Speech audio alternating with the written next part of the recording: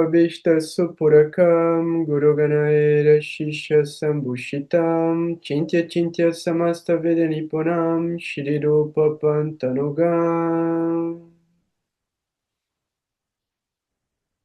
Govindam Vidam Ujvalan Varatanum Bhaktyam Vitam Sundaram Vande Vishwa Gurun Chadivya Bhagavat Premno Ibidya Pradam Vanchakalpatarubhyascha Kirpasindubhya evacha Patitanam pavanebhyo Vaishnavebhyo namo namaha.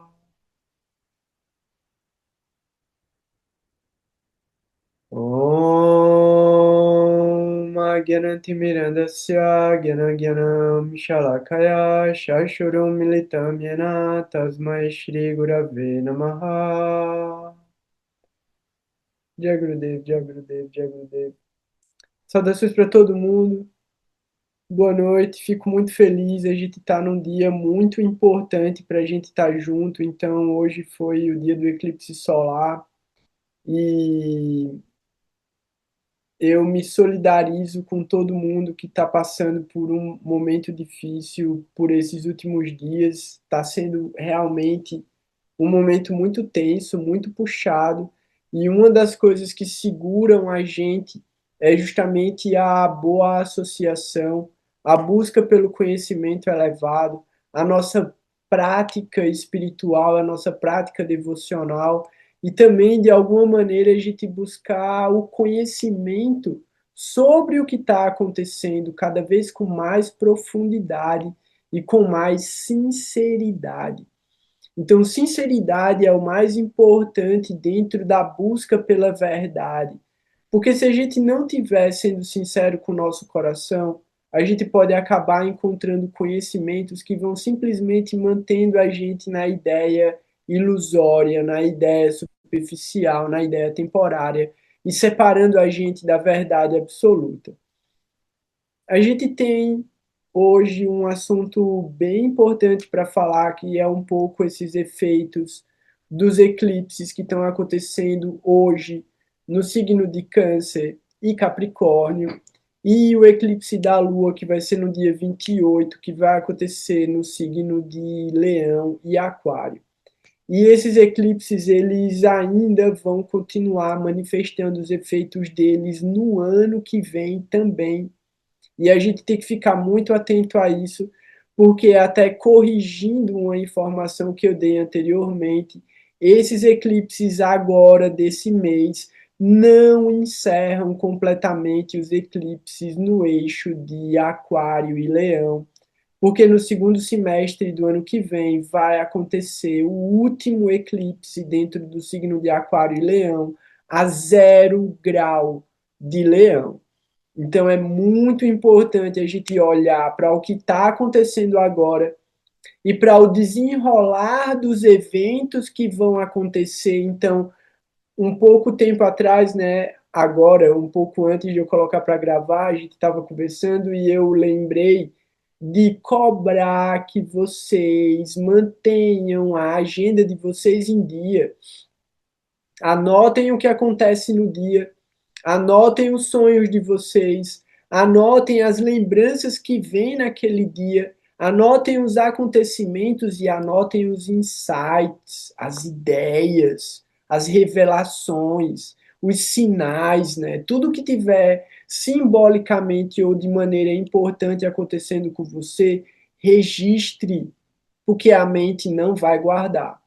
Então, em algum outro momento, você pode lembrar de recortes, mas aproveita a mente fresca e a memória rápida para fazer o registro e não perder o que está acontecendo. Isso cabe para os eclipses, mas isso cabe para o dia a dia, principalmente para as mulheres aprenderem a entender a própria lua. Então, depois de alguns meses, entendendo os movimentos de sentimentos, pensamentos, desejos e ações a gente começa a entender como a lua da gente responde aos estímulos do trânsito dela, sobre os signos, sobre as áreas da vida e sobre os planetas natais e sobre os planetas em efemérides. A lua é muito rápida. A lua está o tempo todo interagindo com alguém. E quando ela não interage diretamente com algum graha, ela interage com um driste e gera efeito também. Então, assim, não se engane, meu amigo. Quando a Lua transita sobre o olhar de um outro planeta, ela toma a mesma pancada. Ela recebe a mesma força, ela recebe a mesma influência. Então, pode não ser 100% da potência, beleza, mas ela vai ser afetada. E aquela área da vida onde ela está transitando e onde ela está sendo afetada vai manifestar resultados pontuais. Esses resultados são diários. A gente já está tão anestesiado da vida que a gente nem percebe. Mas quando a gente para um pouquinho para refletir sobre como foi o nosso dia e o que está acontecendo com a gente durante o dia, a gente consegue perceber esses indicadores.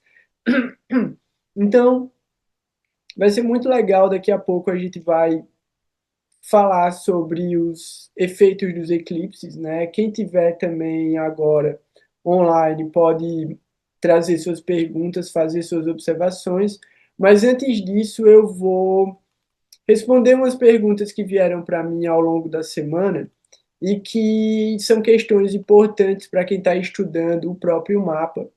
Então, para quem está fazendo o seu trabalho de estudar o seu mapa natal e entender como a combinação da configuração geométrica, né, da distribuição da energia sobre o mapa natal atua.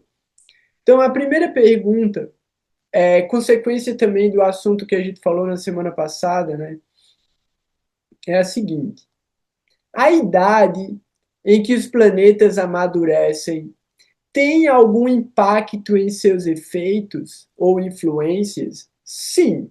Então, assim, eu vou respondendo já na medida que as interrogações forem aparecendo. Então, aqui na primeira pergunta, ela tem uma complementaridade de um exemplo.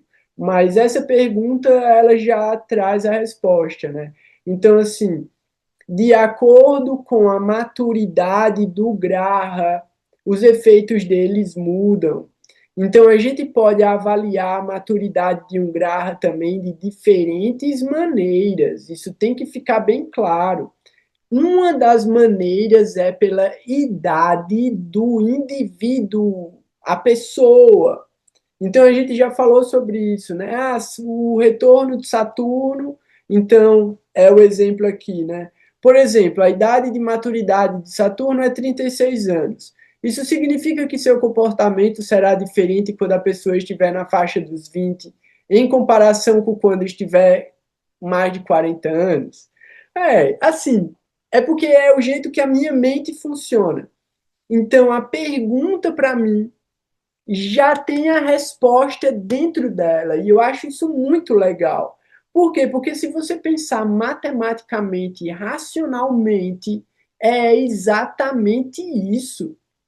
Saturno com 20 anos e Saturno com 40 anos vai dar resultado diferente. Por quê? Porque Saturno fala sobre esse desenvolvimento dessa autoridade, da experiência, do conhecimento. Então, quanto mais tempo Saturno tiver de trajetória de vida, mais força ele vai ter para atuar. Então, assim, uma das coisas é a idade da pessoa. Aí o que, que acontece? Tem aqui a segunda pergunta. A segunda pergunta fala sobre Dasha. Dasha, maturidade mais Dasha. Se uma pessoa entra numa Radasha de um planeta depois da idade de maturação dele, isso pode fazer com que ela aproveite melhor os resultados desse Dasha, no caso de um planeta maléfico tipo Keturah ou Saturno? Sim, sim. O que, que acontece? Uma pessoa que nasce numa Radasha de Saturno ou numa Radasha de Júpiter e logo na infância ou na adolescência ela vive o Mahadasha de Saturno, ela vai amadurecer muito rápido.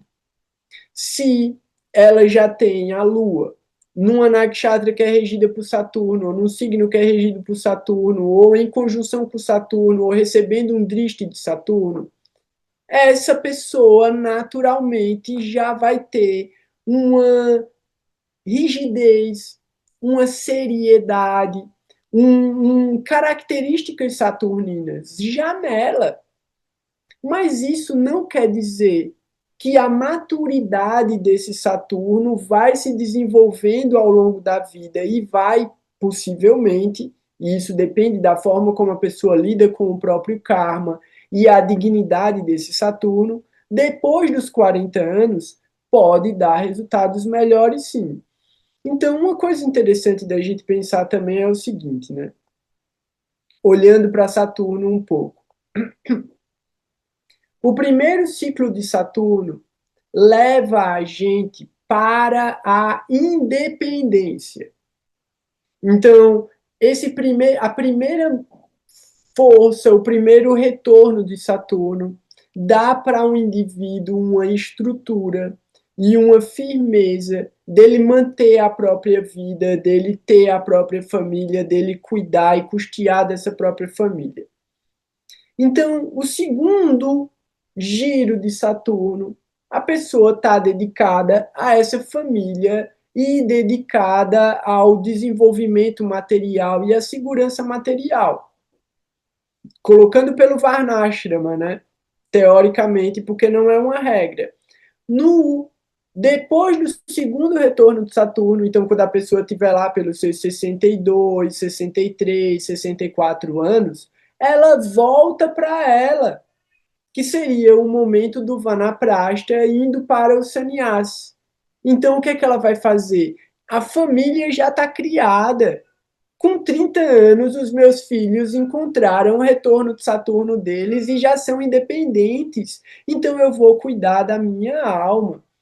Então, esse lugar, né, de maturidade, a ideia de maturidade do planeta é se a gente segue o fluxo natural de como o karma deveria conduzir a vida da gente, a meta última da vida é a espiritualidade. Então, o que é que Saturno vai trazer para a gente nesse período de maturidade depois do segundo retorno? Desapego. Desapego. Eu já vou pegar a minha ideia de propriedade material e vou distribuir para os meus filhos, pô. Eu não quero mais problema na minha vida, não. Eu vou desapegar. Eu quero o mínimo para manter a minha vida com dignidade até os últimos dias. E quem sabe eu renuncie a tudo e vá viver num templo, num mosteiro ou viajando pelo mundo como um pregador. Esse é o Varnashram, né? Então, quando você chega no sannyasa, aí você pode virar um Babaji ou uma coisa assim. Então, olhando para Saturno, né, que foi a pergunta específica aqui. Quando a gente olha e pensa, né, também a questão de masculino e feminino, e aí a gente olha a maturidade de Vênus. A maturidade de Vênus, ele. Essa é a pergunta aqui também, né? A terceira pergunta. É correto associar a maturação precoce de Lua e Vênus à ideia de que as mulheres amadurecem emocionalmente mais cedo? Ou isso seria uma extrapolação do que a astrologia védica não faz? Então, nas escrituras, você não vai encontrar uma definição específica sobre isso. Mas, do ponto de vista psicológico, e a relação que a gente faz da energia de Vênus e a Lua como energias femininas e a maturidade desses planetas acontecendo de uma maneira mais rápida, o reflexo disso é o desenvolvimento do campo psíquico e emocional, e aí biológico e hormonal nas meninas mais rápido do que nos meninos. Por quê? Porque Vênus fala sobre o sistema endócrino. Então, é um desenvolvimento mais rápido do sistema endócrino, já que tem uma predominância dessa relação também, né, da Lua e Vênus com o corpo feminino. Então, nas escrituras está escrito o quê? que as mulheres têm uma diferença de maturidade de 9 anos em relação ao homem. Isso está nas escrituras.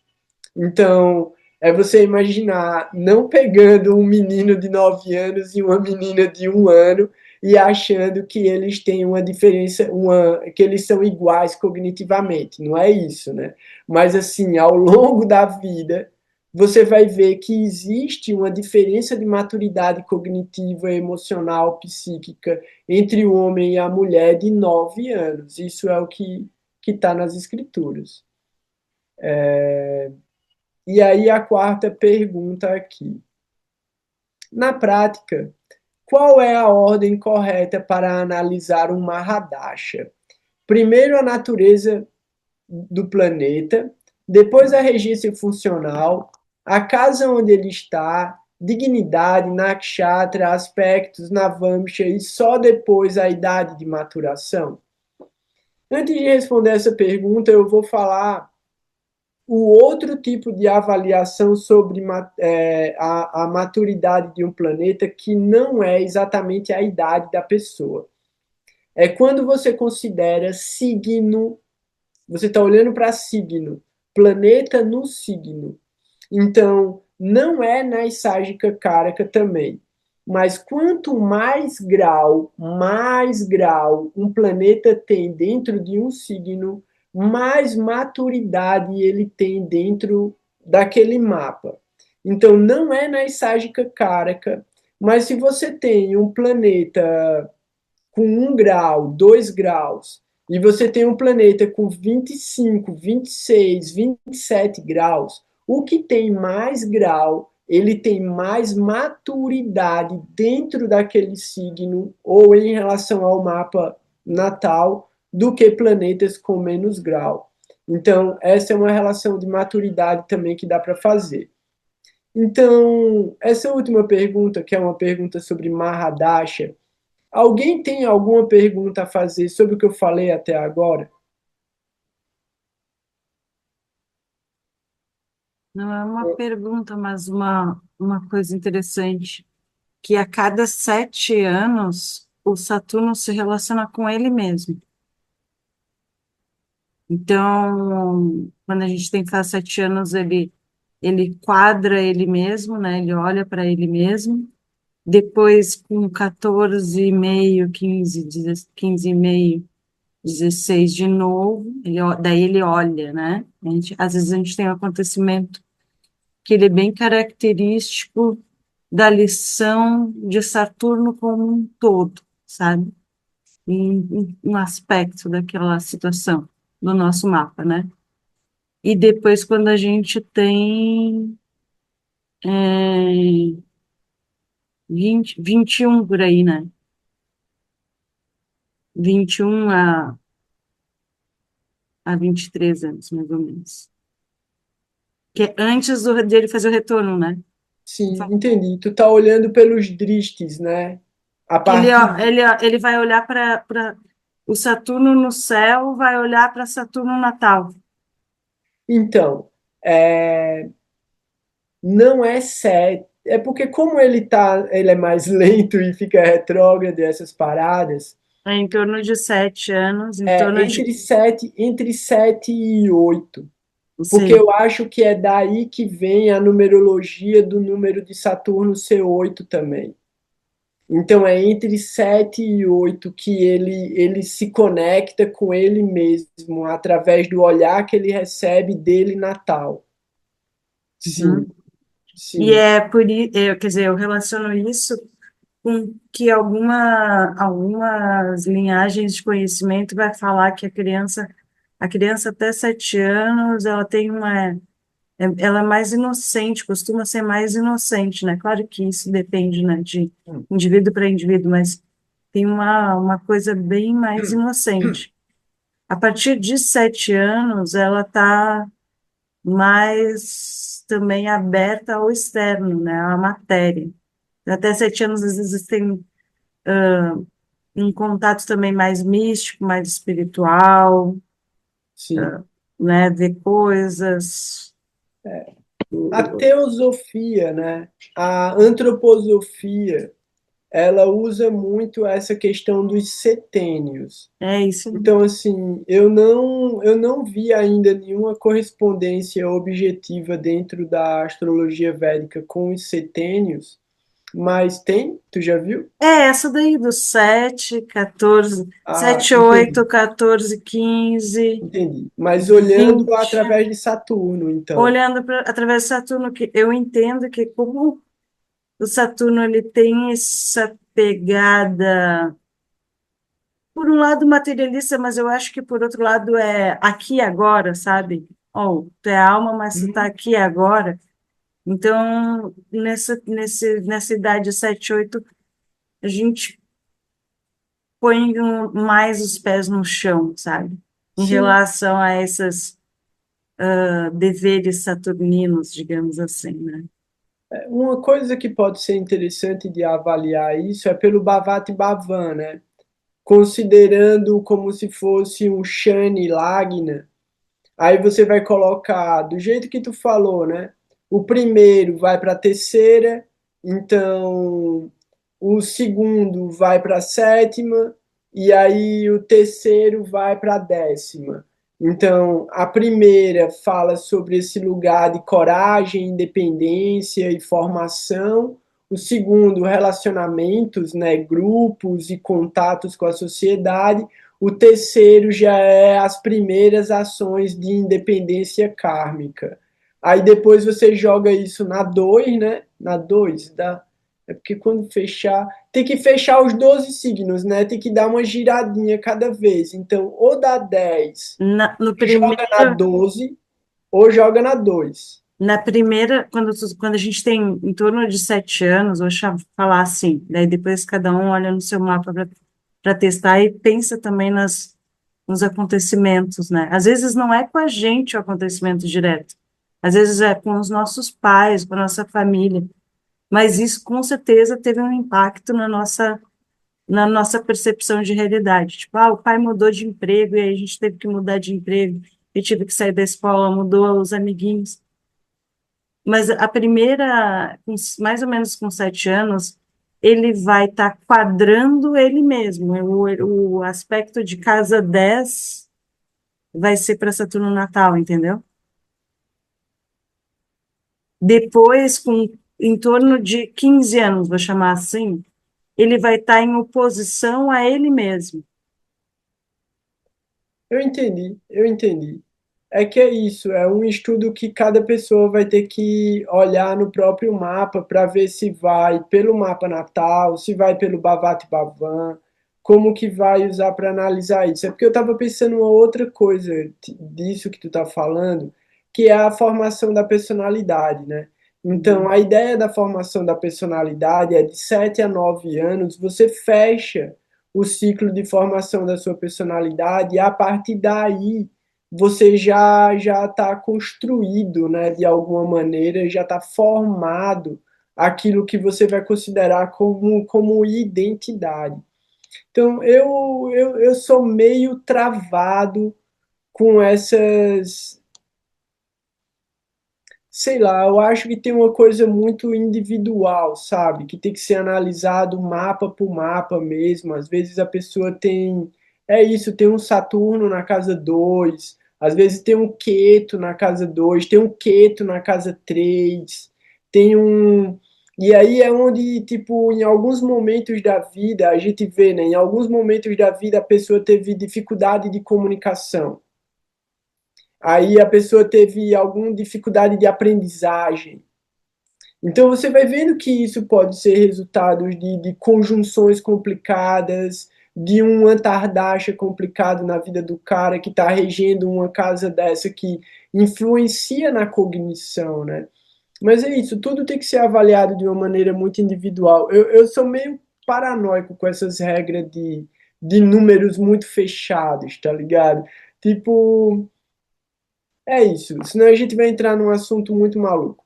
Mas se alguém tiver alguma pergunta, alguma coisa para falar sobre isso, eu vou para a última pergunta da Neide, porque é uma pergunta sobre técnica de interpretação mais específica para Dasha, Vinchontari. Tudo depende daquilo que responde mais com a sua intuição.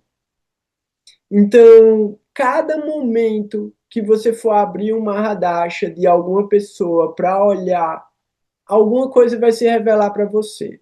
Essa coisa pode se revelar. Vamos pensar, tipo, exemplos, né?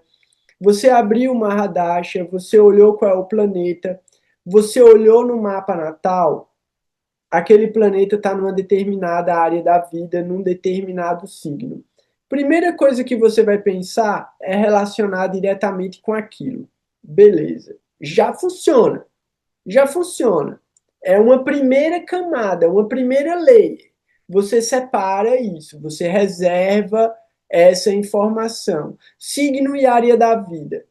Daí você vai ver se tem algum planeta em conjunção com esse planeta que está nesse Mahadasha. Por quê? Porque esse planeta vai ser ativado também, indiretamente, por causa dos eventos daquela área da vida. Isso é uma coisa, olhando para o Mahadasha. Daí, como tu colocou aqui, né? Qual é a ordem correta? Não vai ter ordem correta. Você está montando uma equação de acordo com aquilo que está vindo para você naquela análise que você está fazendo. Então, você vai ter a dignidade, você vai ter a força direcional, você vai ter a relação de amizade daquele planeta com o planeta que está em conjunção dele, se tiver, ou com os olhares que ele está recebendo, você vai entender a força e a forma como esse planeta atua. Tudo para entender como esse Mahadasha pode gerar resultados, mas cada planeta já tem características específicas que ele carrega, que ele vai entregar naquele Mahadasha.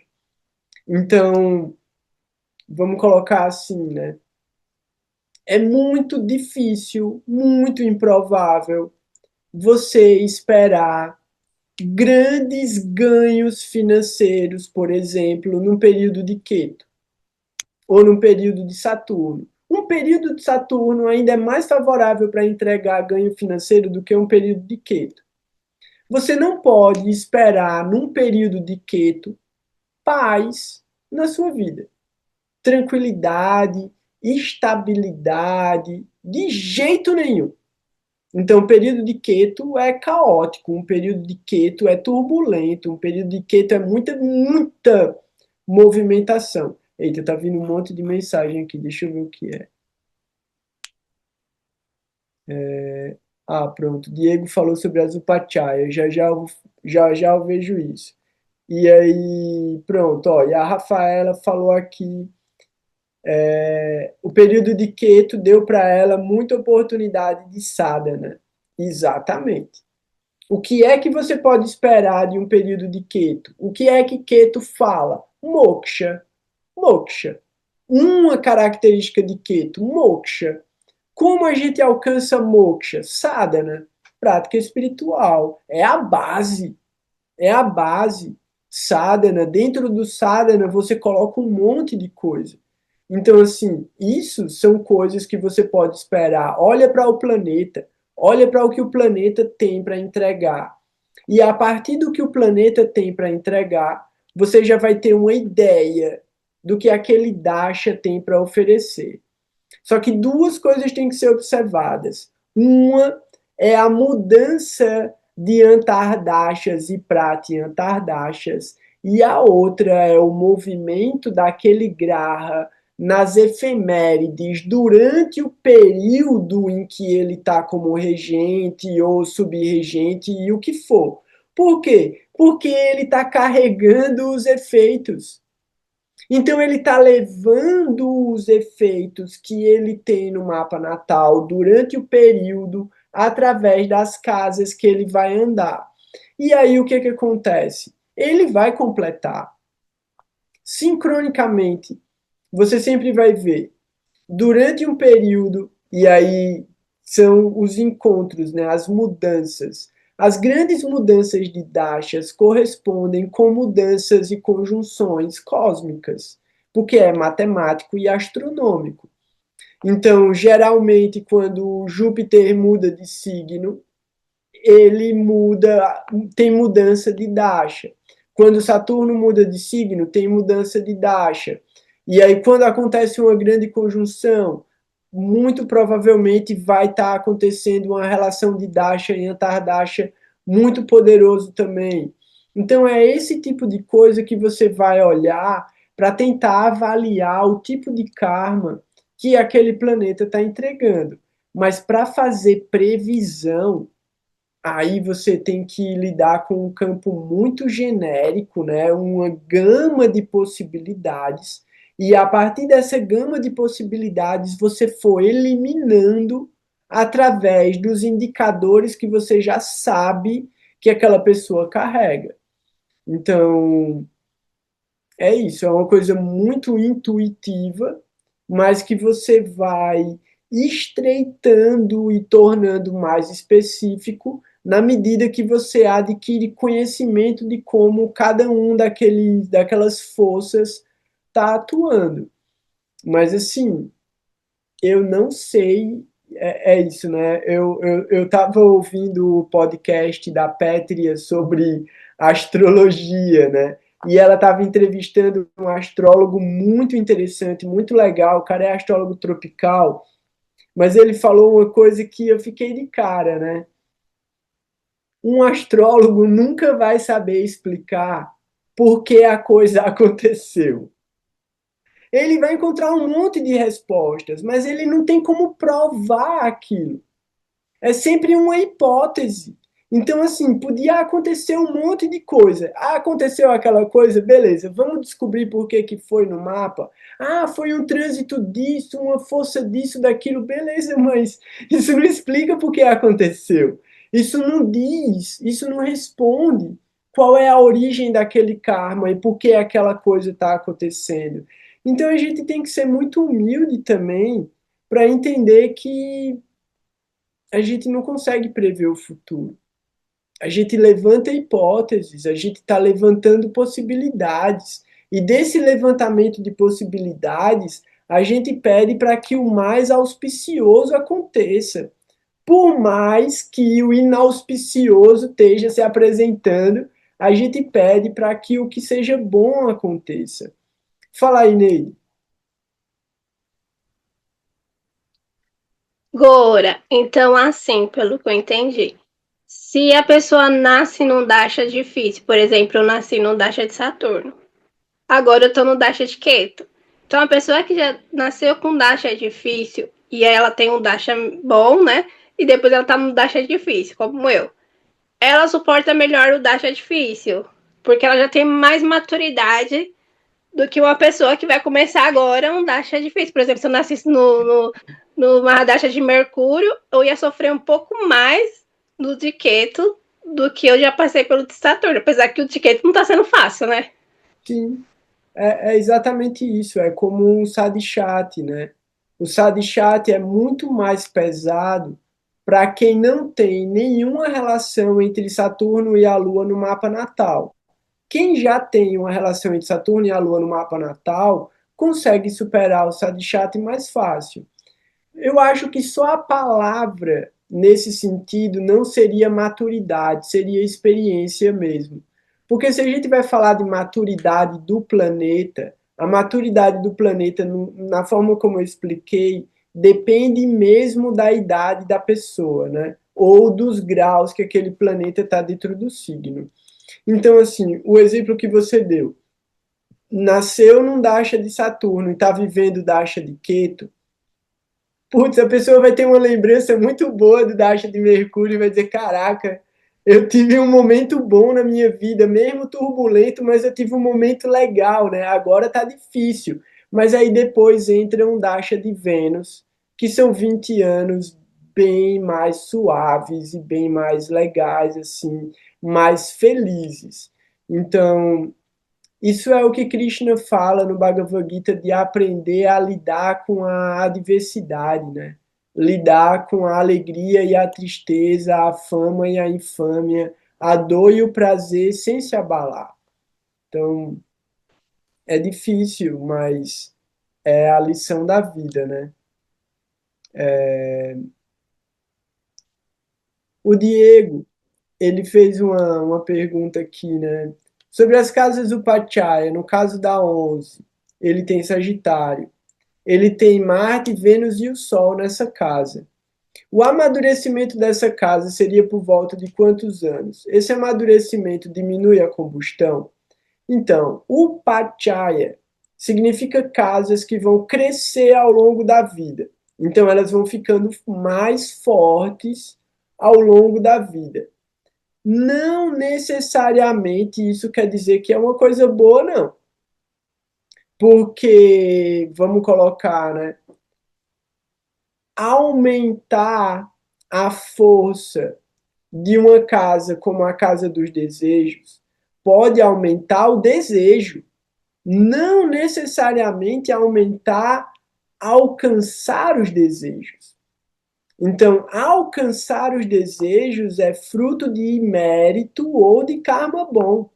Então, a maturidade daquela casa, nessa pergunta que você está dizendo, né, como o Pachayas ficam mais fortes ao longo da vida, sim, mas elas não obrigatoriamente vão dar bons resultados.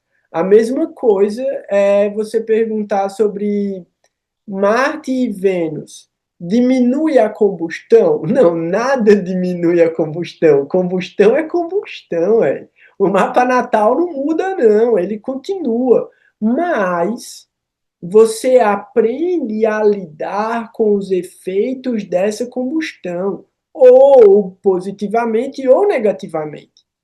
Então a grande questão é lembrar, é a escola, e na escola você pode aprender a lição ou ficar chateado com o professor.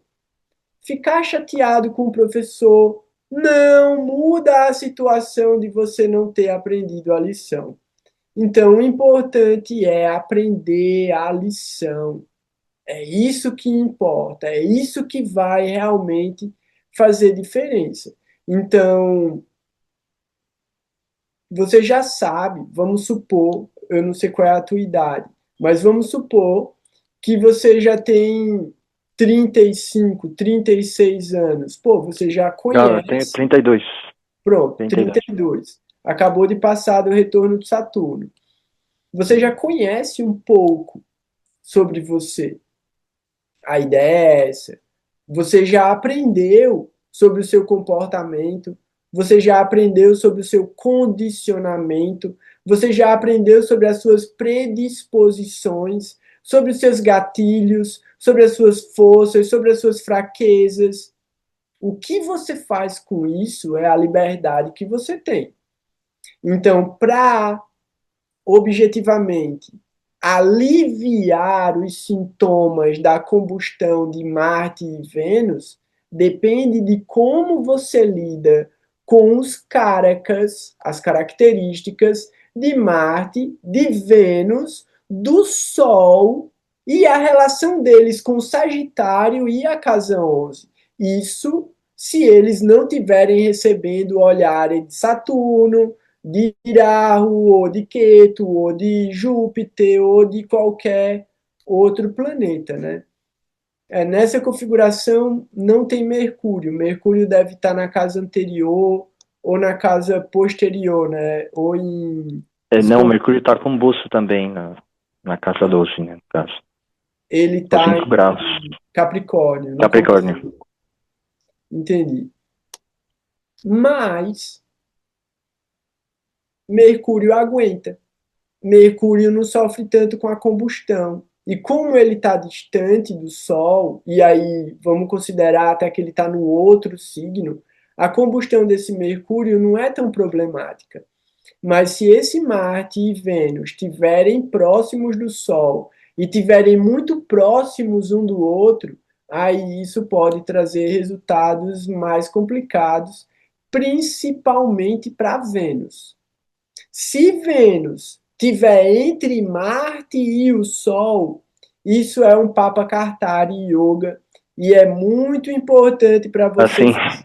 Pronto. Então, aí vai ter que fazer sadhana para esse Vênus, vai ter que estudar bastante sobre a potência, vamos colocar, né? Muito provavelmente você já tem algum acesso à literatura védica, então, assim, estudar sobre Shakti Devi, estudar sobre a força de Deus, né? A potência de Deus, que é o aspecto feminino de Deus, que é justamente o amor de Deus. Então, entender o amor, entender o afeto, entender a ternura, criar uma relação positiva com a energia feminina no mundo, desde a natureza material ao feminino mesmo. Então, aprender que existe um divino e um sagrado dentro do feminino e que você tem que reverenciar isso. E não é reverenciar como a pessoa, mas é reverenciar a energia que aquela pessoa está trazendo para esse mundo, entendendo que essa energia feminina está dentro de você também, assim como a energia masculina. Então, a ideia de Purusha Prakriti, de Shiva Shakti, está tudo acontecendo dentro da gente também. Então, a gente precisa aprender a se relacionar com isso fora da gente para poder aprender a se relacionar com isso dentro da gente.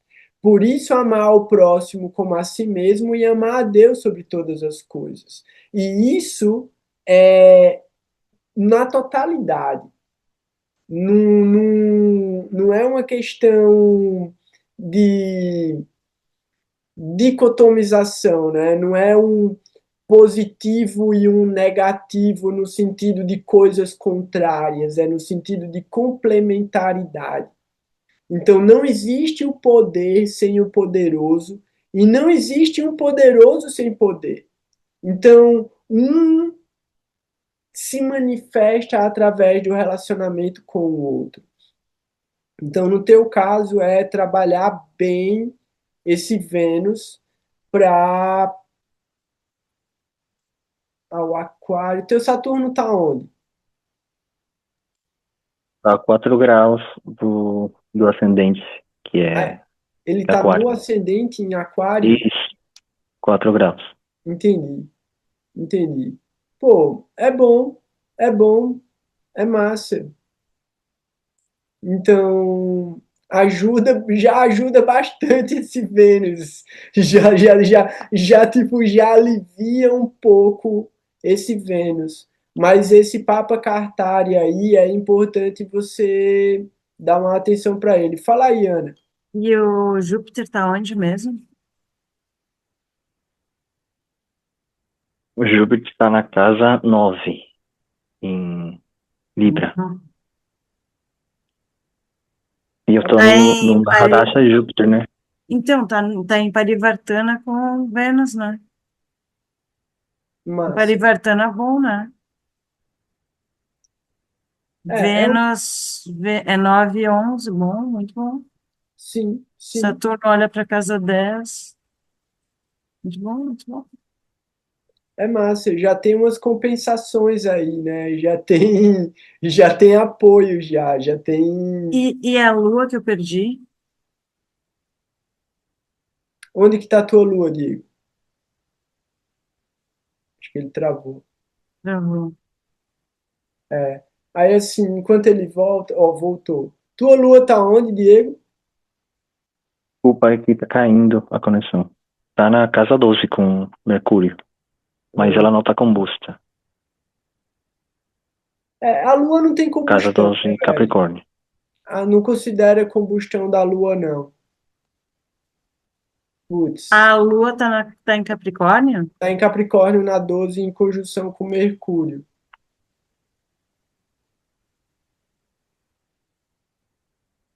É isso, é muita meditação para você, muita introspecção, muito trabalho duro nesse processo de purificação também, porque Saturno no ascendente fala muito sobre a sua autopurificação, né? Você investigar muito profundamente a sua personalidade para desenvolver qualidade de compaixão, de misericórdia, de humanitarismo, serviço devocional. Então, Aquário, ele traz muitas qualidades nesse sentido. E se esse Saturno tiver em chata bicha, é controlar a indignação, a revolta, o desejo de fazer revolução. Ah, Então, tá endanista, tá louco para fazer revolução, tá com Urano em cima de Saturno, tá louco para fazer. Mas olha só, tem esse Júpiter que ele olha para o ascendente dele, né? Olha para esse sim, Saturno. Muito bom, né? é massa, é massa, é massa. Então, só para trazer aqui que a, a Rafaela tinha falado sobre Keto, né? O período de Keto ele é muito importante para o desenvolvimento da vida espiritual, principalmente porque os acontecimentos são muito rápidos e a pessoa fica desorientada. Então, encontrar a vida espiritual dentro do período de Keto é o que faz a pessoa se levantar no período de Vênus. Porque senão a pessoa não levanta, continua arrebentada. Então, é muito importante a pessoa desenvolver a espiritualidade, porque os melhores resultados de Vênus vêm por causa da devoção. Vênus é o planeta da devoção mesmo. Júpiter é o planeta da espiritualidade, do conhecimento, da prática, das escrituras. Mas o amor por Deus é Vênus. E aí, quando você vai ver nas escrituras, Shrukacharya é mais qualificado do que Brihaspati. Shrukacharya é mais servo de Mahadeva do que Brihaspati é de Vishnu. Então, assim, a devoção, o nível de entrega que Shrukacharya tem é muito elevado. Então, para a gente entender o que é a devoção e o amor de verdade, a gente fortalece Vênus. Porque, ao mesmo tempo, é uma das maneiras da gente ressignificar a relação com o prazer e com o materialismo.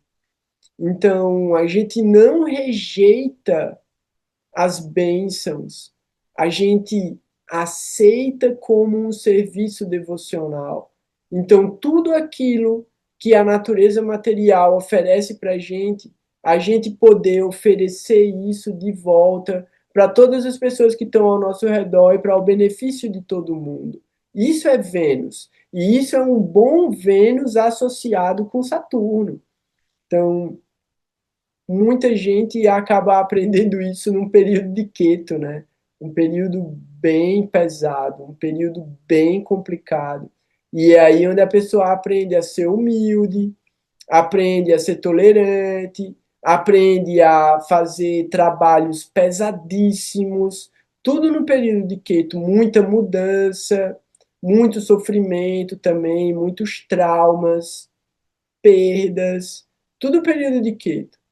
Pode ter coisa boa? Pode ter coisa boa, pode ter muita coisa legal, mas vai acontecer muita mudança.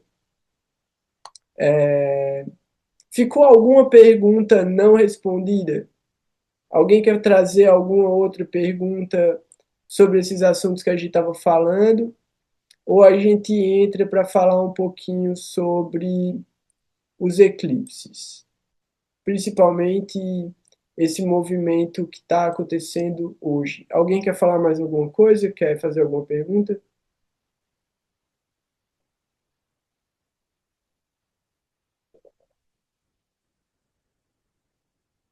Ah, pronto.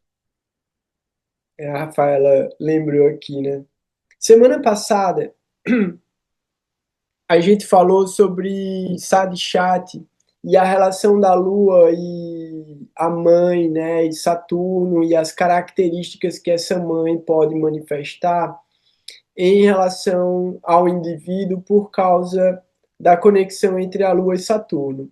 E no exemplo que a gente deu no mapa da Rafaela, eu identifiquei, né, a dificuldade afetiva e ela disse o contrário, que a mãe era muito carinhosa com ela. E aí, durante a semana, a própria Rafaela, olhando para o mapa dela, encontrou o significado, que é através do Naisagica Karaka de Jaimini. O Matrikaraka dela é Vênus, e o Vênus dela está muito bem posicionado no signo de Touro, que é o ascendente dela. Então faz muito sentido a mãe dela ter sido presente de alguma maneira, ter sido afetuosa, ter sido cuidadosa, ter sido carinhosa. Então, mais como uma correção, né, ou uma justificativa do assunto que a gente trouxe na semana passada e ficou meio sem explicação. Daí a Pétria, ela falou aqui, vamos falar de eclipse, vamos falar de eclipse. Então, eu trouxe algumas coisas genéricas, né, antes de colocar para gravar, relacionadas aos eclipses, que fazem parte da política geopolítica, né, internacional. E é mais do mesmo assunto que a gente ainda vai ficar um bom tempo ouvindo. Então, já faz alguns anos que começou o conflito da Rússia e da Ucrânia, e esse conflito não gerou outros conflitos, mas outros conflitos foram acontecendo e se relacionando com ele. E é muito interessante a gente observar os ciclos históricos. E dentro desses ciclos históricos, a gente está vivenciando agora um movimento que completa mais ou menos 100 anos da Primeira Guerra Mundial. E a Primeira Guerra Mundial foi um reposicionamento, a Primeira e a Segunda Guerra, né? Foi um reposicionamento da organização geopolítica do planeta. Então, muitos países surgiram, muitos países foram destruídos, muitos países foram ocupados, muitos países foram dizimados e culturas desapareceram ao longo do último século e talvez dos últimos 200 anos. O que eu quero trazer com isso é o seguinte: agora a gente está num momento muito importante da transição histórica. E essa transição histórica, se a gente for pontuar ela de alguma maneira, porque está tudo acontecendo muito rápido, é a transição do pós-industrial para o tempo digital e tecnológico. Então, tudo está tendo que ser reorganizado dentro desse movimento, desde as relações humanas, as relações entre países, a relação com o trabalho e a relação com independência.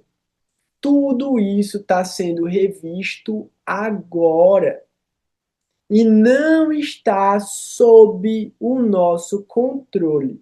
Está sendo controlado por forças maiores do que a gente.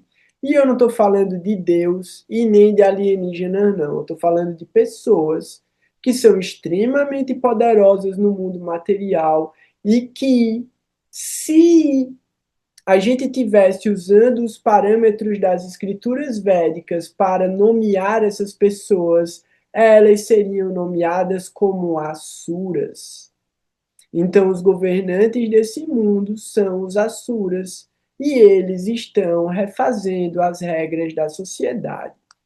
Entendendo isso e olhando para a astrologia, a gente está vendo Saturno em Peixes há um pouco mais de um ano, fazendo um trabalho pesadíssimo de reorganização, de limpeza e de reposicionamento, trazendo uma clareza.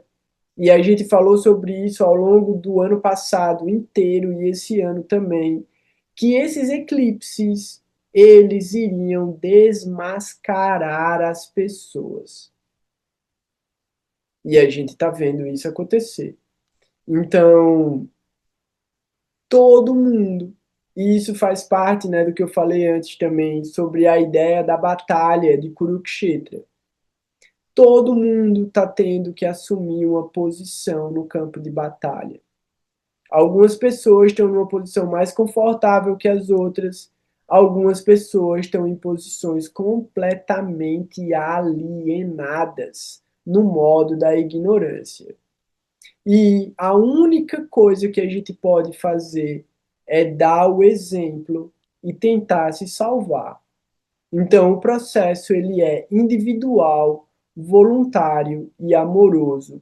E cada um vai ter que cuidar do próprio karma e tentar ser uma pessoa melhor. A gente não pode esperar respostas genéricas nem generalizadas para poder tomar uma atitude positiva em relação à vida da gente, não. Então, a gente tem agora, e simplesmente agora, que é o momento consciente da gente para fazer alguma coisa realmente para o nosso desenvolvimento. Então, assim, Saturno, desde a semana passada, né, tem um pouco mais de 10 dias, está retrógrado. E ele vai ficar até o final do ano retrógrado. É a melhor oportunidade que a gente tem de fazer ajustes na vida da gente. Ano que vem, ele ainda vai estar em peixes. Num determinado momento do ano que vem, ele entra em Áries e depois ele volta para peixes de novo, até que em 2028 ele entra definitivamente no signo de Áries. Áries é o primeiro signo. A gente já falou sobre isso, né? Quando Saturno entrar em Áries, é um momento de mudança mesmo global, mudança de muitos paradigmas. Mas o que é que essa mudança significa para a gente? O que é que a gente está buscando de mudança em relação à vida da gente, para a gente realmente alcançar a felicidade? Porque a gente tem que estar aqui vivo nesse mundo buscando pela felicidade, pela beleza, pelo afeto, pela ternura, pelo amor. Esse é o objetivo da vida humana. Buscar o aperfeiçoamento e a conexão com o que é divino e transcendental, que representa essas qualidades nesse mundo. Então, como a gente está se conectando com essas qualidades, né?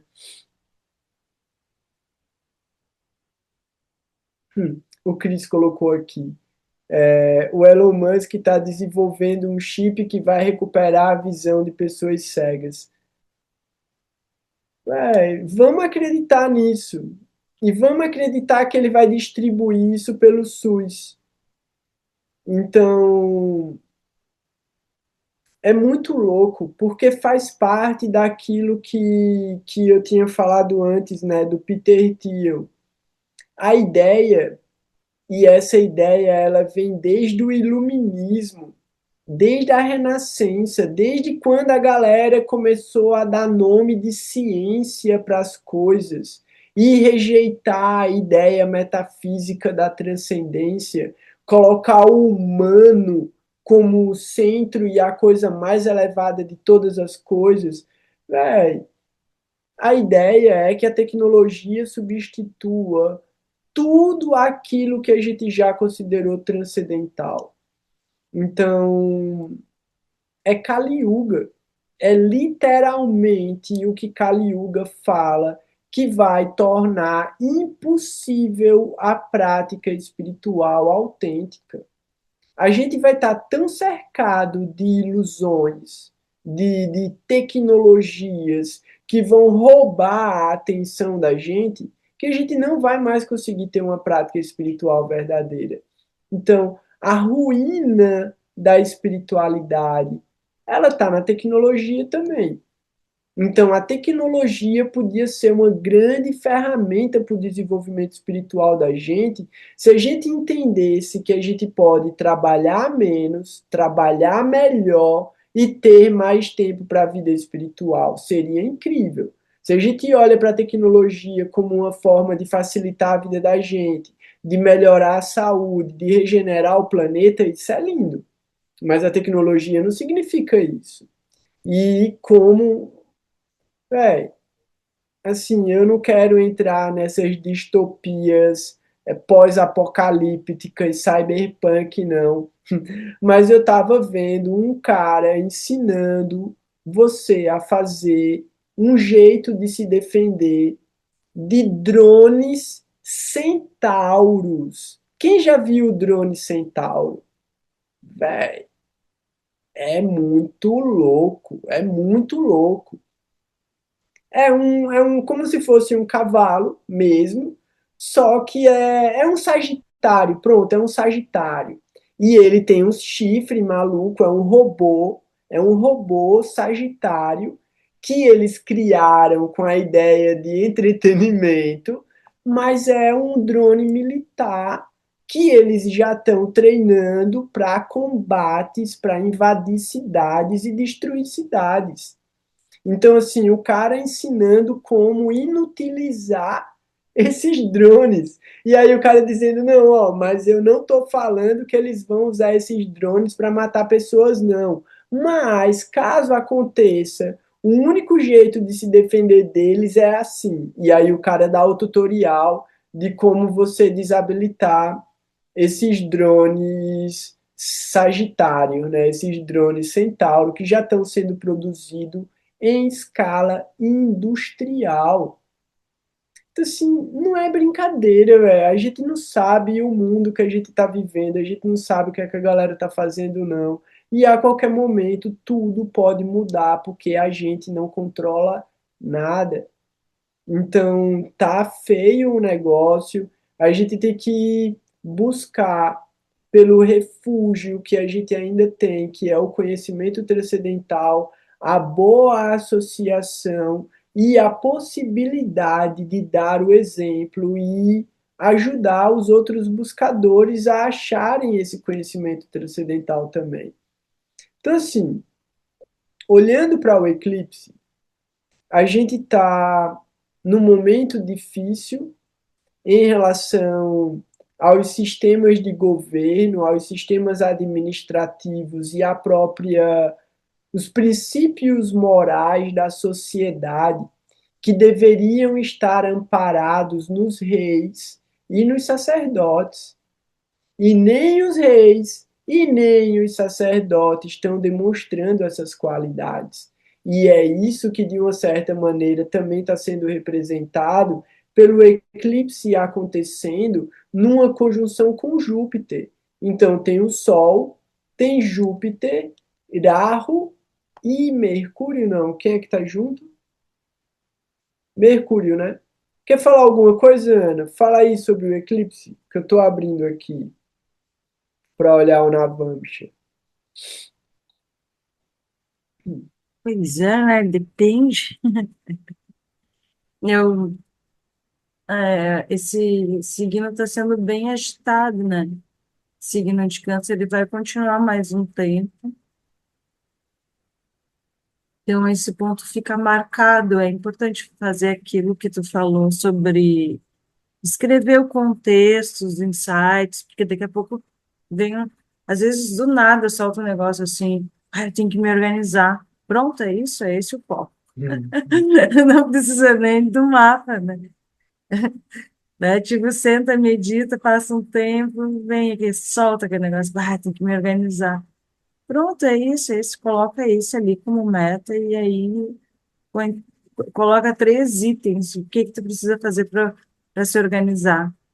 E vai, e foca naqueles 3 itens, um, dois, três, os 3 passos de Vamana, né? Não dá passos maiores que as pernas e vai um por um. Depois cumpriu aquele, vai para o passo seguinte. Porque assim, vai ter um Graha Yuga, né? De Mercúrio e Júpiter. Júpiter. Aí Mercúrio vai passar nesse ponto do eclipse, depois Júpiter vai passar nesse ponto do eclipse. Saturno e Júpiter se conectam, se conectados, então tem muita coisa ali, né? E aí, assim, spoiler do ano que vem, né? Tem um trânsito bem forte que vai acontecer ali, de novo, sabe? No primeiro trimestre de 2027, com eclipses também, tarará. Então, tem muita coisa para se desenrolar. Isso é um início de uma etapa, vamos dizer assim, de um processo de transformação. Quer dizer, pode ser o início de uma etapa de um processo de transformação que vai se desenrolar até 2028. E eu não lembro quem perguntou ali, né, sobre essa tá na jornada espiritual e tá desconectado da jornada espiritual. É que não tem como uma pessoa não estar na jornada espiritual dela, ela só não sabe que tá, né? Mas não tem como ela sair desse caminho, né? Já é impossível. Mas eu acho que a diferença é isso, a gente viveu um bom trecho da nossa vida sem algumas ferramentas. Agora a gente tem algumas ferramentas, como a meditação, como o estudo, como o estudo da astrologia, e tudo isso pode nos fornecer, pode não mudar o karma, provavelmente não vai mudar, mas muda como a gente lida com ele, sabe? Como a gente consegue conectar as coisas, alguém fala alguma coisa para a gente, e aí a gente, tá todo mundo meio eclipsado, vou relevar. Já não se agarra tanto naquilo, né? Então isso muda, né? Mas até essas Sim, coisas que as pessoas falam para gente, ou esses insights que nós temos, acontecimentos, eventos de vida, as emoções que afloram, elas já podem dar esses sinais do que precisa ser descartado, do que precisa de limpeza, do que precisa de foco, de estratégia, hum, para lidar com a jornada que vem por aí, sabe? Então, amanhã de manhã ainda a lua está com Queto, né? Amanhã de manhã a lua amanhece em conjunto a Queto. Depois, ao longo do dia, ela se afasta, mas não se afasta tanto. Amanhã também é um dia para observar bem, que é já um campo que vai ser a sua posição do outro eclipse. Esse eclipse é aqueles eclipses que eles acontecem e acabam interferindo em dois eixos cruzados, né? uhum. Sim, E isso mexe com mais áreas da nossa vida também, sabe? Tipo, não é só câncer, né? É câncer, Capricórnio, Leão e Aquário, né? Faz isso. exatamente um X, assim. Hum, E, e é isso, né? Prestar atenção se tem alguma coisa boa também ali, né? Porque sim, parece que às vezes a gente tem que se organizar para os desafios, mas para as coisas boas e as oportunidades que surgem, a gente também precisa de organização. Organização e muito sábio, né, para lidar com uma oportunidade boa sem, né, sim, cometer erros, assim, ou ser, não ser humilde, ou não, sabe? Então, é isso. sim. Isso que tu falou é muito importante, né? Então, assim, esses eclipses agora em agosto, os eclipses de fevereiro e os eclipses de agosto do ano que vem, eles ainda vão acontecer nesses dois eixos, que são quatro signos, quatro áreas da vida. Então, já vai olhando, já devia estar olhando, né, desde os últimos eclipses, porque já estava ativado o eixo de Leão e Aquário, mas agora olha o eixo Leão e Aquário, Câncer e Capricórnio, porque essas quatro áreas da vida vão ficar muito intensas durante todo esse período de um ano ainda. Um ano. Se vacilar, um ano e meio não, porque conta os 6 últimos meses. Mas um ano, essas quatro áreas da vida vão estar agitadas. Daí, enquanto a Ana estava falando, eu estava pensando, pô, vamos arrumar mais um remédio. Semana passada eu passei um remédio, não vou nem perguntar quem conseguiu, quem não conseguiu. O remédio para Saturno retrógrado até o final do ano era, pelo menos no sábado, não falar mal de ninguém. Não falar mal de ninguém, não procurar defeito em ninguém, pelo menos no sábado. Pelo menos no sábado, segura a língua e aprende a ser humilde, tolerante e oferecer respeito para todo mundo e procurar defeitos em si mesmo e corrigir esses defeitos para evitar cometê-los. Que é Saturno, seu amigo, faça esse exercício todo dia. quer melhorar Saturno homeopaticamente, faça no sábado, pelo menos, porque pelo menos ele vai estar ali dando atenção a você, porque é o dia dele, é o sábado. Aproveite, faça uma limpeza no sábado, jogue lixo fora, é o seu lixo, mas não jogue de qualquer maneira, não. Faça uma seleção do lixo que recicla, do lixo que é orgânico, do lixo que você vai mandar para o aterro sanitário. Olhe para o impacto que você gera sobre o planeta, porque não existe lixo e não existe fora. São resíduos gerados pela sua ação, explorando a natureza material. E você está levando de volta para a mãe natureza, você está devolvendo essa energia para o planeta. Então, olha bem o que você está fazendo com o karma que você está gerando com o planeta. Esse E exercício Saturno. Fala aí. isso daí que tu tá falando, esse exercício é bem legal. Complemento. Lavar as coisas que pode doar, que pode, né, os casaquinhos de frio que já não usa, tá lá, tem pão guardado no guarda-roupa, tá há alguns anos pensando que vai emagrecer e vai poder usar ainda, ele é legal, Desapega. desapega, passa Desapega. adiante, lava, Desapega. deixa bem cheirosinho e coloca numa sacolinha. E enquanto faz essa limpeza que o Goro está falando, também vai se desapegando de algumas emoções. Esse é um momento bem bom, quando limpa assim, tudo, toma um banho, liga um incenso no final, larga, solta. Exatamente. E isso que desse leão, aquário, leão e câncer, capricórnio, também entender qual é o ponto de equilíbrio dessas casas, Samatuano, tipo, se a casa 10 e a casa 4. Então, o ponto de equilíbrio é não se doar tanto para o trabalho, ou ficar tanto nas emoções, no, né? O contentamento pode ser um bom remédio também em relação à casa 4 ou a 1 e a 7, né? Como eu lido com o outro, como eu me relaciono, o equilíbrio começa, talvez, como eu me relaciono comigo mesmo, com o meu corpo físico, com a minha Uhum. energia no mundo, sabe? Então, entender o equilíbrio dessas casas opostas, assim, também pode ser uma boa, boa reflexão para se fazer, escrever e ir trabalhando nesse tempo que vai rolando, né, até Sim. ano que vem.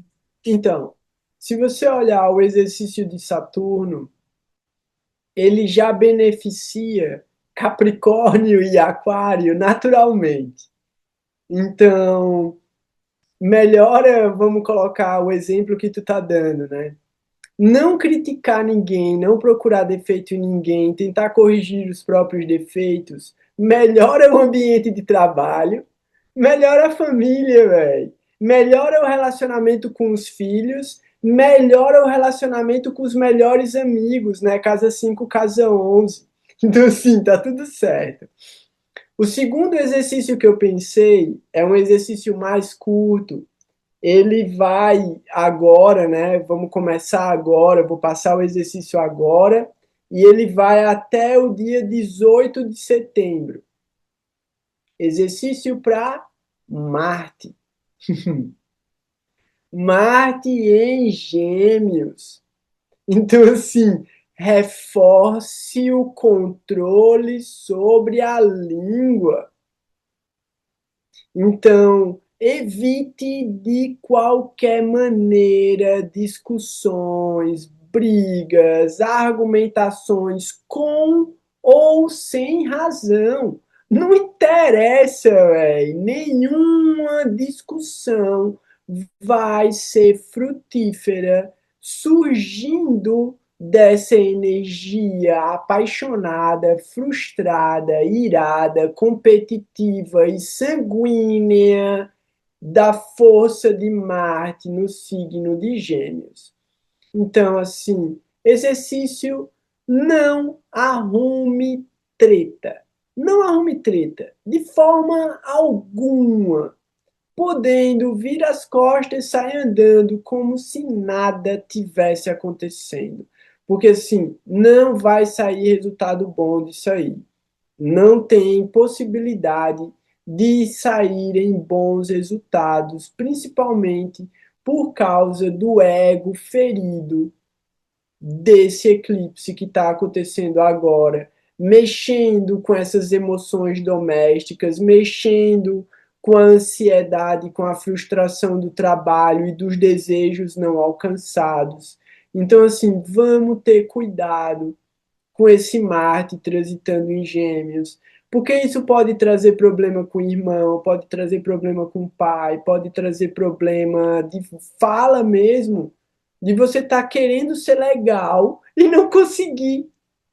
Sabe, aquela pessoa que tenta ser legal e tudo que ela fala é uma patada, tudo que ela fala machuca, tudo que ela fala queima e arde no ouvido e no coração das outras pessoas. Então, assim, tem momento que não adianta nem tentar ser legal. Então, hoje foi o dia, pelo calendário. Deixa eu ver se é isso mesmo. Isso, pelo calendário gregoriano, o dia 12 de agosto foi o dia do desaparecimento de Shileshridhara Maharaj. E eu li um texto que falava sobre Shileshridhara Maharaj e ele ficou 5 ou foi 6 dias em voto de silêncio antes de abandonar o corpo. Ele estava consciente, pô, ele estava lá, mas ele decidiu ficar em silêncio. Ele decidiu fazer mal, né? E meditar, se introspectar, e ele abandonou o corpo em paz, sem agitação externa. Ele estava completamente mergulhado dentro dele mesmo. Então, qual é a nossa verdadeira capacidade de criar esse ambiente favorável na vida da gente para a gente meditar? Quando a gente está disposto a entrar nesse silêncio. E não é um silêncio simplesmente por não falar. É um silêncio na relação de estímulos que você está colocando dentro de você e na ansiedade que cada pessoa tem de se expressar. Então, Gurudeva falava, a relação devocional é coração com coração. A gente está atado pelo afeto.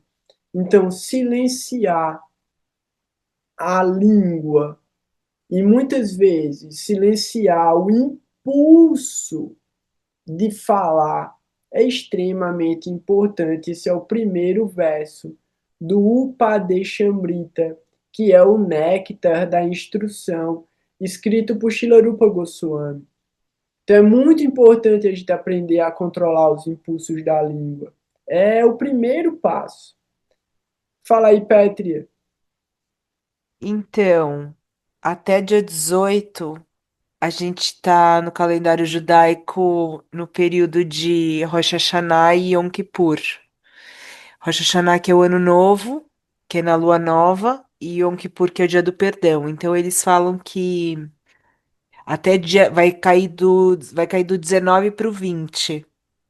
É um mês inteiro que chama de Teshuvah, que é de você entrar para o silêncio de agora, esse mês inteiro, até Yom Kippur, que é o perdão, né? Para você ser selado no livro da vida.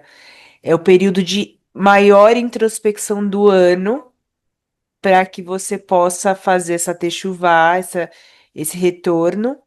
Eu acho, tá, que tem a ver com o eclipse também, o início desse rolê, porque todo ano você vai ter eclipse, todo ano é nessa época do ano, né? Então eu acho que É tem a uma lua. conjunção, Porque o ano novo judaico é sempre no na lua nova, né?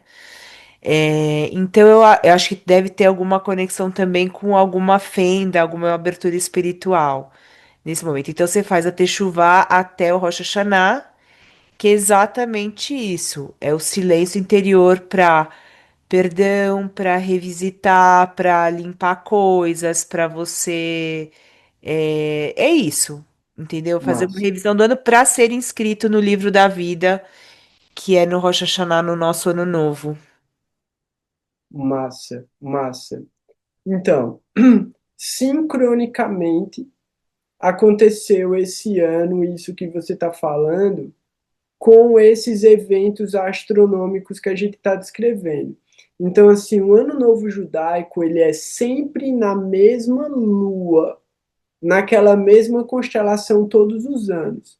Esse ano está acontecendo os eclipses exatamente nessa lua.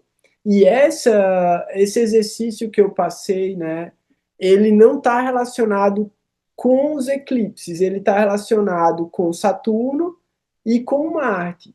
E aí, o exercício também sincronizou exatamente com a orientação que você acabou de trazer do Rosh Hashanah e do Yom Kippur. Então, assim, é uma matemática incrível, né? Exatamente 2 anos atrás, quando eu estava na Índia, o eclipse foi no dia do aparecimento de Chaitanya Mahaprabhu. Por quê? Porque Mahaprabhu nasceu numa lua cheia que foi eclipse. Então, assim, caraca, aconteceu de novo. Acontece, né? Vai acontecer várias vezes ao longo dos séculos, mas é uma sincronicidade astrológica, né? Desses calendários com os eclipses, porque todo calendário que é baseado em lua cheia ou lua nova ele vai acabar coincidindo a cada 9 anos com os eclipses. Porque a cada 9 anos os eclipses repetem os mesmos signos com os eixos invertidos, com os nodos invertidos, né? Boa noite, Guta. Até mais. É, E essa situação que tu está falando da comunicação, silêncio, tarará, porque a gente tem esse Graha Yuda, né, com Júpiter, dia 14, aí é dia 16 o Sol entra no Gandanta e fica conjunto a Ketu, tá no entre eclipse, aí no dia 21 Saturno fica em oposição com Vênus, oposição exata, né? E no dia 22 é o ingresso de Mercúrio em Leão. Aí o, o Mercúrio vai ficar combusto do dia 17 ao dia 7 de setembro, com um pico da combustão no eclipse lunar, né? Então, piora essa situação de Marte ali, né? Que, tipo, ele está em Gêmeos, mas quando o Mercúrio ficar combusto, ele vai piorar tanto Marte quanto quanto Vênus. Vênus, quanto Vênus, sim. Então, é isso. Eu pensei nisso também, né? Eu pensei na dignidade de Mercúrio. Então, assim, o melhor é ficar calado, tá ligado? O melhor é não arrumar problema. Tipo, É um mês para ficar bem simples, né? bem sossegado. Quanto mais simples, melhor. Sim. Alguém ainda tem alguma pergunta para fazer? Quer trazer alguma coisa? Eu acho que é bastante assunto, né? A gente falou sobre bastante coisa. Ah, uma coisa que é interessante, né, dentro desses desafios é, a partir do dia 16 o Sol vai para o Gandanta, né, e ele ingressa em Leão, né, fica conjunto a Queto, tem seus desafios, mas temos um Sol digno, né, também. Com Queto para esses insights espirituais, insights até dármicos, pode ser interessante. não pode ser que seja esse momento de um leão ficar meio quieto, né? Quer dizer, tá Sim. junto com o Mercúrio, mas, e tem toda essa outra situação, mas entender esses insights, né, pode surgir algumas coisas bem interessantes, né? Sim. Sol com Queto também. Já que tu trouxe isso, é importante a gente pensar o seguinte, né? Graha Yuda é uma condição complicada karmicamente, mas algumas pessoas que já entenderam a mecânica do funcionamento de Júpiter e de Mercúrio para si podem unir a energia de Mercúrio e Júpiter e encontrar um bom resultado. Isso é individual, isso não é genérico. Então, assim, eu não vou dizer, todo mundo vai viver isso, não. Porque, principalmente, Júpiter nem gosta de Mercúrio. Então, naturalmente, não é um Graha Yuda legal, fácil e tranquilo. Mas, aqueles que entenderam a importância do conhecimento transcendental e dos mestres espirituais, e entenderam que Buddhi é o intelecto, o discernimento purificado pelo conhecimento mais elevado, esses sim vão conseguir encontrar um bom resultado desse Graha Yuda, e Mercúrio vai levar essa experiência transcendental por onde ele for no trânsito, porque ele é mais rápido do que Júpiter. E ele vai se aproveitar da dignidade e da exaltação de Júpiter em Câncer e carregar essa experiência transcendental por onde ele for. Para todo mundo? Não. E vai levar lá para o Sol digno também, o Leão, né? Então, porque vai passar por cima do Sol. Daí a segunda coisa é a seguinte: exatamente durante o período, né, esse dia mais intenso do Graha Yuda, é quando o Sol entra no Gandanta de saída em Ashilesha de Câncer, e até o dia 18 ele ainda vai estar no Gandanta, mas já no Gandanta em Leão, com dignidade, é o que a Ana falou. Então, esse período dele de saída de câncer, ele não tem tanta dignidade. Por quê? Porque ele está na 12ª casa, a partir da casa que ele rege. É uma casa de perda para o Sol. Mas ele entra no próprio signo e ele passa a ganhar potência. Ele ganha a potência do elemento fogo, ele ganha a potência e a dignidade de entrar no próprio signo. É entre eclipses, mas já melhora um pouco a situação. Então tá um monte de caos e doideira acontecendo, mas pontualmente a gente consegue fazer os ajustes e superar esse momento difícil. Eclipse, galera, vai ter o tempo todo ano vai ter 4, pode ter 6. Essas mudanças de Gandanta, essas paradas acontecem o tempo todo, mas são oportunidades da gente aprender a lidar com energias que a gente já carrega. Então é um momento de dar atenção e observar com profundidade. Então, foi muito boa a observação que a Ana fez, né, desse período de Gandanta do Sol, porque o Sol é a nossa potência interna. Ele fala sobre a nossa autoestima, fala sobre o nosso brilho, fala sobre a nossa coragem em alguns aspectos, a nossa autoridade, fala sobre a nossa capacidade de realização também. Fala sobre como a gente se sente e se entende, a nossa autoestima. Então, pode ser um momento realmente difícil de saúde, um momento difícil emocionalmente, um momento difícil de lidar com as outras pessoas também, porque nossas emoções vão estar perturbadas, vão estar agitadas. Então, como eu falei, menos é mais. Menos é mais. Inclusive para a saúde, né? Inclusive para alimentação, essa coisa aí da digestão, facilitar a digestão. Não só a digestão dos alimentos, até a digestão emocional, mas começando pelos alimentos mesmo. Arrozinho, saladinha, pouquinho, feito na hora. Nada de fazer comilança para deixar para outro dia. em período de eclipse, e num eclipse em Asleixo.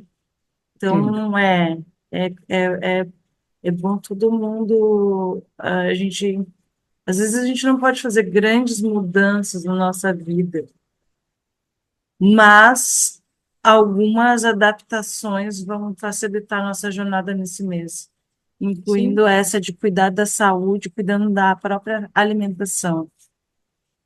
Muito bom essa história aí da alimentação, está na hora, né? Porque é muita coisa industrial, é muita. Então, isso. retira, só tira, diminui. Só de diminuir já vai dar uma melhorada na saúde, né? Então, vamos guardar essa coisa de alimentação para falar depois, porque eu vi umas paradas de comida muito bizarra. E assim, uma das prioridades para sobreviver nesse mundo vai ser segurança alimentar. Então, a gente vai ter que começar a se preocupar com isso também. E assim, é pra já, tá ligado? É pra ontem. Mas é isso. Vamos fechar os assuntos de hoje. Muito legal o encontro da gente. Fico muito feliz quando o grupo tá cheio, quando a galera interage, quando trazem perguntas. Fico bem feliz assim com a interação de todo mundo. Tem um comentário aqui da Rafaela, né, falando que nas religiões de matriz africana, agosto também é o mês ligado ao silêncio, porque está ligado ao orixá Obaluayê e é o mês de observar e ficar mais introspectivo. Caraca, muito provavelmente também é a mesma relação lunar com a cultura hebraica. Inclusive, a saudação ao Obaluayê é traduzida como silêncio, o rei está na terra. Pode crer. Massa, muito legal. Então, é isso, vamos aprender a usar o poder da palavra corretamente, né? E aí, cada vez a gente vai ter mais poder com a palavra. É isso. Alguém quer falar alguma coisa? Alguém quer trazer mais alguma coisa? Pode ligar o microfone ou levantar a mão se quiser. Eu achei interessante, gente, que você finalizou o comentário com esse lance da palavra, porque eu fui fazer uma feira com as minhas cerâmicas sábado agora, e chegando lá tinha uma moça lendo tarô. E ela chegou e olhou para mim assim, para a moça que estava no stand comigo, e falou: eu quero entregar um presentinho para vocês. E era um cartãozinho dela com umas frases aleatórias, assim, né? Aí ela falou assim, ó, isso aqui tá valendo para os próximos 3 meses, o que você vai ler aqui, né?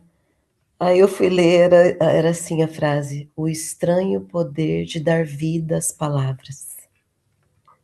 Que massa, Foi completamente sincrônico, assim, o que eu escutei hoje durante toda a aula. Muito legal. massa. Fico muito feliz que está de volta aí no grupo. Sempre com contribuições muito legais também, né? E é isso, chacunas. A gente aprender a identificar e reconhecer os chacunas, os sinais, né? Então você recebeu um sinal e o sinal voltou para você agora. Então, assim, tem alguma coisa aí, né? Tem alguma resposta ressoando dentro de você. E aí a Rafaela colocou aqui também, né? O mês de agosto, toda segunda-feira à noite é dia de fazer um sadhana, pedindo Maleme e Agô, perdão e licença, para ter boa saúde e para passar o mês bem. Fala aí, Petri. Eu só queria rapidinho, não sei se dá para você dar só uma palavrinha rápida, a diferença desse eclipse de hoje para o próximo. Hum, beleza. Então, são eixos diferentes, né? Então, uma das coisas tem uma diferença já entre o eclipse da Lua e o eclipse do Sol. Então, os efeitos são diferentes. A gente entende que o efeito direto do eclipse do Sol dura um mês inteiro em que o Sol está em conjunção com Rahu ou com Ketu. Mas, dessa vez, esse eclipse está acontecendo em signos diferentes. Ketu está em Leão e o Sol está em Câncer. Mas vai acontecer o eclipse da mesma forma, porque é uma influência em vários graus e o céu não tem divisão. Então, a diferença do Sol, do eclipse do Sol para o eclipse da Lua, vamos considerar assim, né? Você colocaria 14 graus antes e 14 graus depois de influência para o caso do Sol. E esses 14 graus de influência no caso da Lua representa 3 dias. 3 dias. Em 3 dias a Lua transita 30 graus, mais ou menos, né? No caso do Sol, são 30 dias para transitar 30 graus.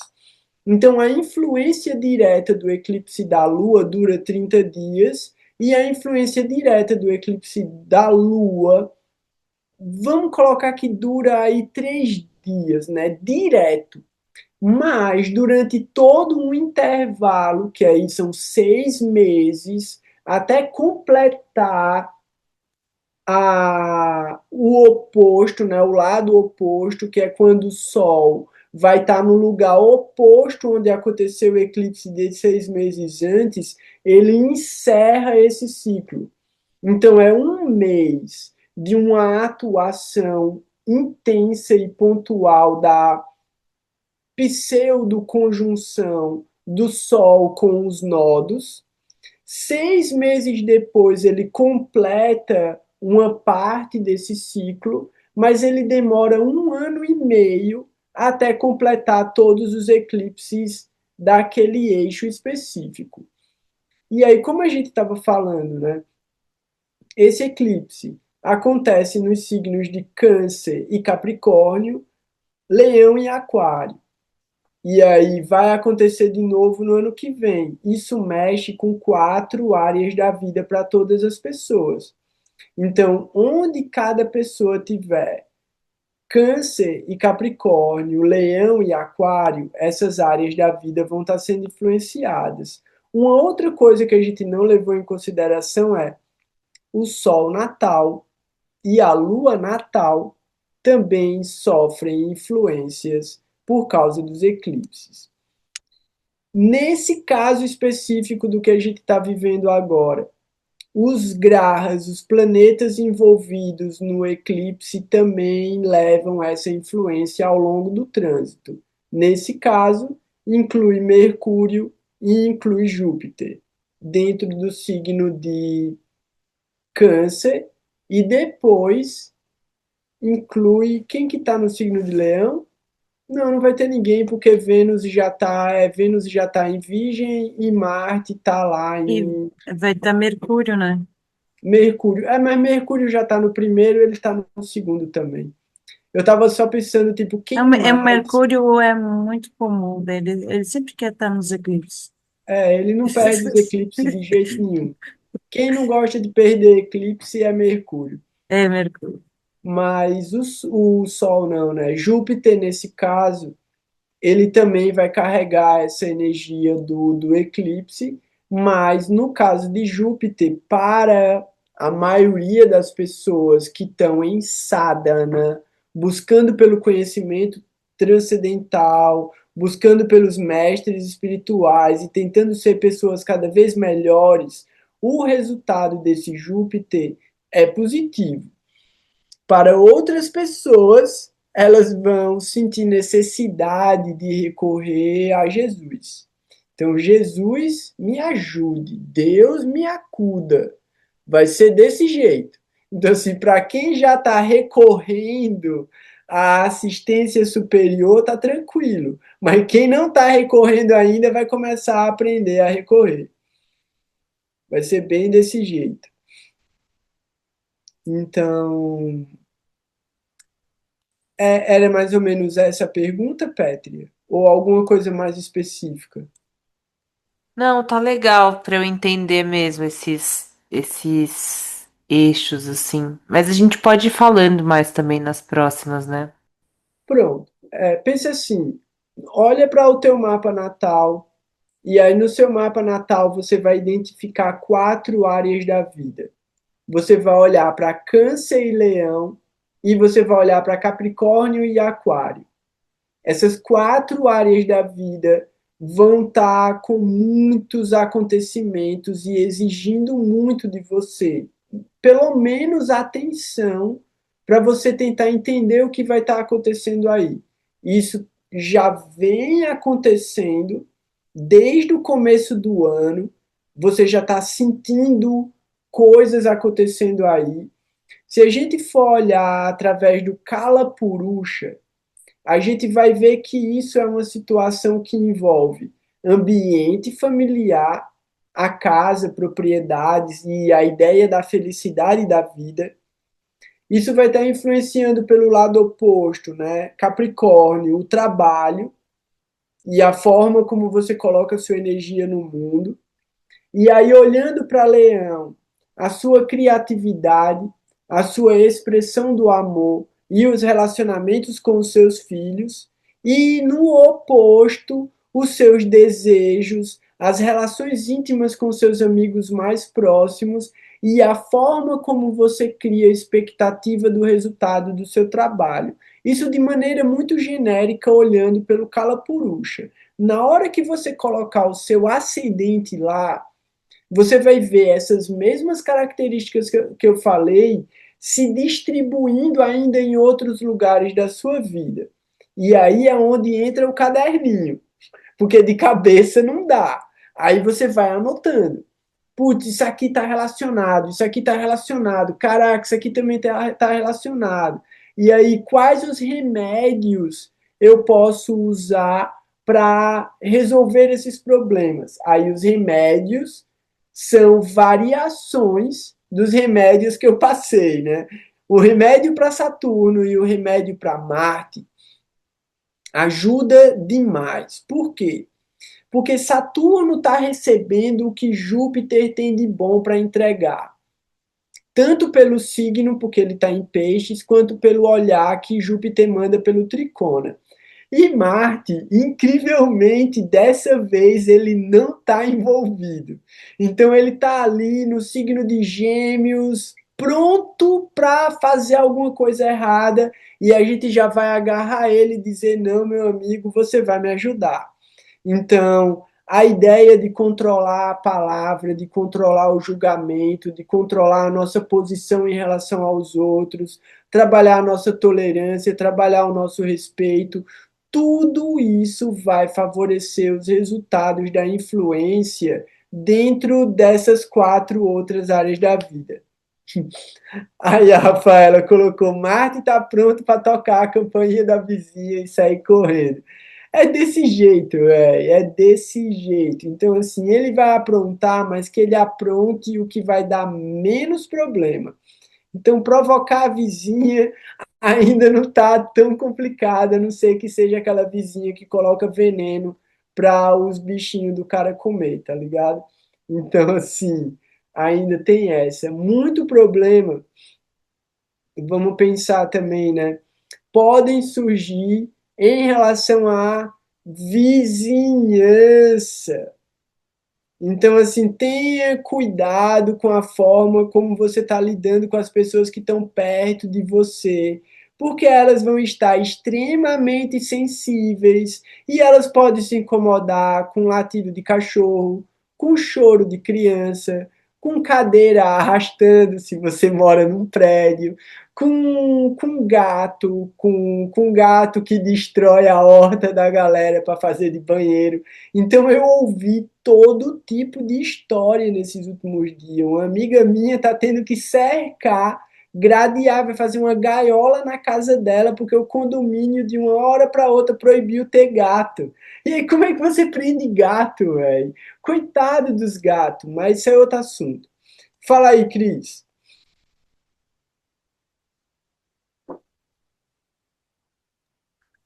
Só ia comentar que eu estava assistindo alguns estudiosos ali que eles estavam falando.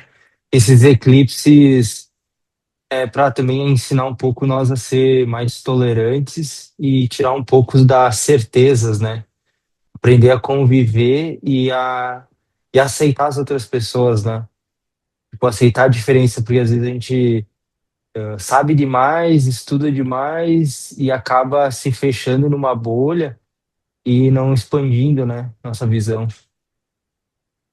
Sim, isso olhando para esse eixo de Leão e Aquário, né? Então, bem importante isso que tu trouxe, assim, que é o lugar de entender a posição da gente de distribuir os nossos valores mais elevados, os nossos valores mais nobres, e ao mesmo tempo aceitar a diferença, que é esse efeito que vem de Aquário, né?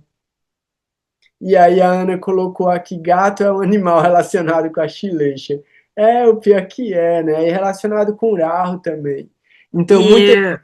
E, essa coisa do Marte entrando em Ardra e o eclipse, o próximo eclipse sem Aquário, essa questão, juntando com isso que o Cris falou, essa questão do coletivo, da coletividade, das rebeliões e dos protestos, né? E que vão vir à tona aí nessa quinzena com força, mas também esse lugar das manifestações, né?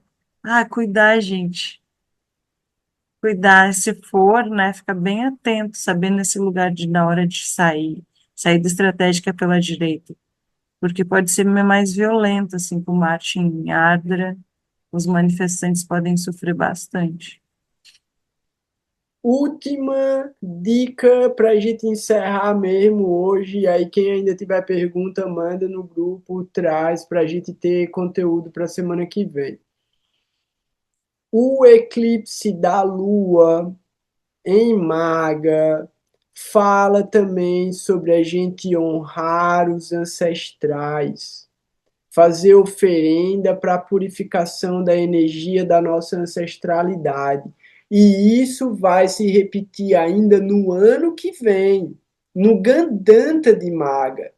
Então, assim, a gente vai ter ainda o período de Pitri-Paksha, que são 14 dias de adoração aos ancestrais, mas fazer uma cerimônia de respeito aos antepassados nesse eclipse da Lua também vai ser muito interessante, também vai ser muito, muito favorável. Agora, esse eclipse do Sol hoje, foi hoje, já carregava um pouco dessa energia dos ancestrais, porque a Amavácia fala sobre os ancestrais, mas o próximo eclipse é em Maga, e aí é o eclipse realmente na estrela dos Pitris. Então, muito legal poder fazer oferenda para os antepassados. Fala aí, Ana. Em Chatabicha, né? E em Chatabicha do outro lado, né? Ou não? O eclipse vai ser, o da Lua vai ser em Chatabicha, mas amanhã a Lua passa em Maga. Ah, Amanhã, então. então, tipo, hoje ela vai transitar pelo Gandanta e amanhã ela entra em Maga, com que pode ser um dia Então, interessante aí para fazer o sadhana de manhã, para quem sim. não fez hoje, né, para os ancestrais. O eclipse, a Lua vai estar em Chatabicha, mas o Sol vai estar em Maga.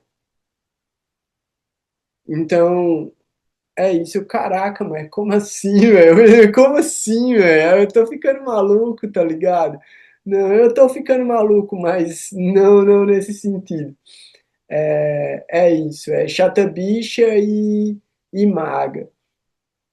É isso. Boa noite, galera. Portal esse daí, né? Portal, Chatabicha e Maga, portalzaço, né? portal pesadíssimo. Janela para o além. Uma janela para o além. Stargate total. Galera, boa noite. Minhas reverências. Fico muito feliz de poder estar aqui com vocês mais uma vez, lembrar sempre que todos os méritos e todas as glórias são dos mestres espirituais. Então, fico realmente muito feliz em poder representar esse conhecimento e manter esse conhecimento vivo entre a gente, com a misericórdia, da paciência, da tolerância e da humildade de vocês que me dão essa oportunidade. Vancha kalpa tarubhyascha kirpasindubhyaiva cha patitanam pavanebhyo vaishnavebhyo namo namaha. Jai Gurudev, Jai Gurudev, Jai Gurudev. Bom descanso para vocês. Se cuidem. Lembrem dos exercícios que eu passei, hein? Quero ver quem é que vai falar na semana que vem que fez. Falou, galera. Haribo.